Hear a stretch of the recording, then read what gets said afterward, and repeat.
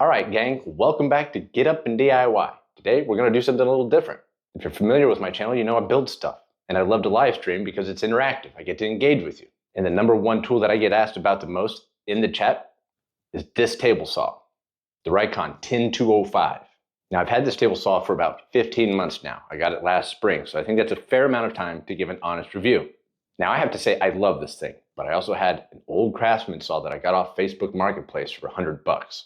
And I worked with that for a couple years, so big beefy table saw like this is a game changer. At the time, it was on sale at Menards for $1,000. Let's take a look at some of the features. Got a good solid fence.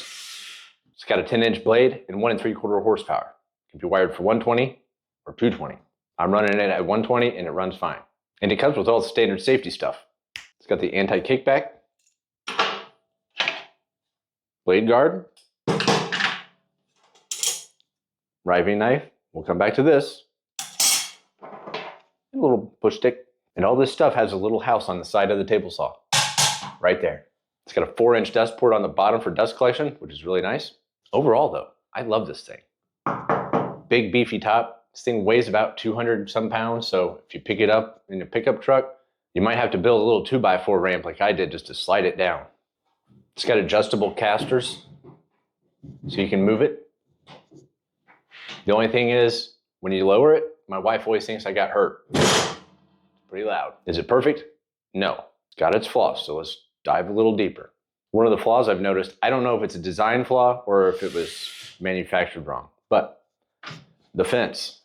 Now this fence is awesome. There's only one thing I really don't like about it though, is the neoprene doesn't contact the tabletop, which 99% of the time doesn't matter until you start ripping 1/4-inch plywood. Sometimes plywood can get stuck underneath the fence. This is just an offcut I'm using here. So it's a little weird. See?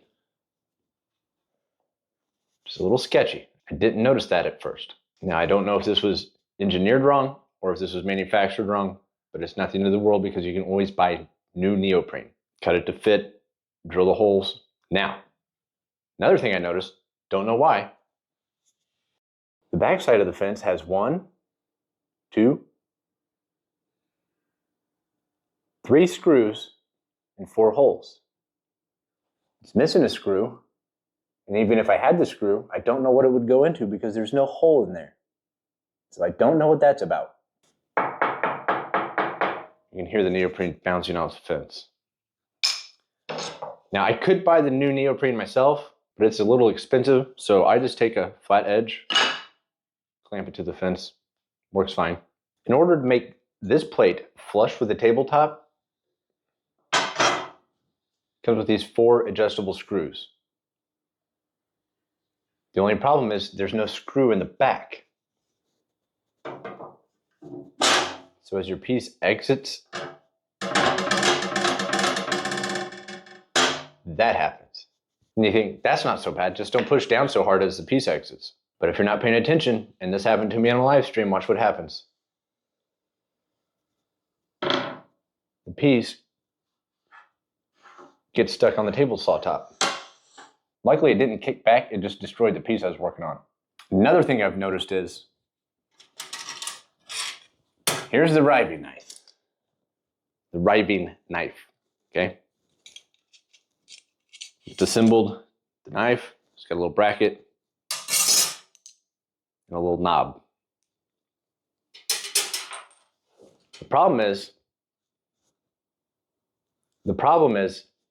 the attachment fixture inside the table saw is about 6 inches down and in a slot 3 inches wide. So this was either designed by somebody who doesn't use table saws or they have really little hands because it's easier to get your car keys out from underneath your seat when you drop them than to install this riving knife. The next interesting thing about this is I had to go buy this wrench to change blades. Now who knows how long this table saw had sat on the shelves at the store, but the nut on the arbor was on there so strong it actually broke the little wrench that came with the table saw. It's that real thin metal. So I went out to AutoZone the next day and got this 24mm wrench, which is nice. It's a lot longer. It keeps you from, scraping your knuckles on the blade. Just poke myself. From time to time, you do have to blow the dust off the guides for the motor, Even with good dust collection, it builds up in there and kind of limits how far your blade can adjust. And the last thing that I noticed that kind of bugged me was these black wing panels are black powder coating with kind of like a texture to them.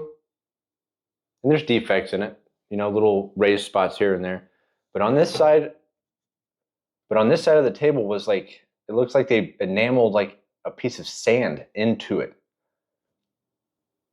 And my work pieces kept coming out with big scratches on them, and I was wondering where it came from. And I found that knob, and I thought I was going to use like a 3M pad to rub it down, but eventually it just broke off.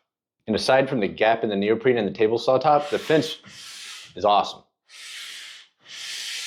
Once you get it aligned with the blade, it stays pretty much in line. Every now and then I'll go back and double check. And lining up the adjustments is done with these two little screws over here. It is a little fidgety, but it gets dialed in pretty easy. The sight tape was actually pretty easy to get indexed, so I actually utilize it quite a bit. But yeah, if you're like I was and you're working off a little portable contractor table saw, you're gonna love this thing for $1,000 bucks, even at 1,500 bucks. Now, have I reached out to Rikon about these defects that I found? No, they're not the end of the world. They're all manageable. And I'm sure if I did really press the envelope with them, they'd probably send me new neoprene. But there's not really much you can do for this, except for maybe weld a little screw hole in the back. So if you're thinking about getting a Rikon 10205 table saw, I hope this helps you in your journey. And as always, get up and do it yourself.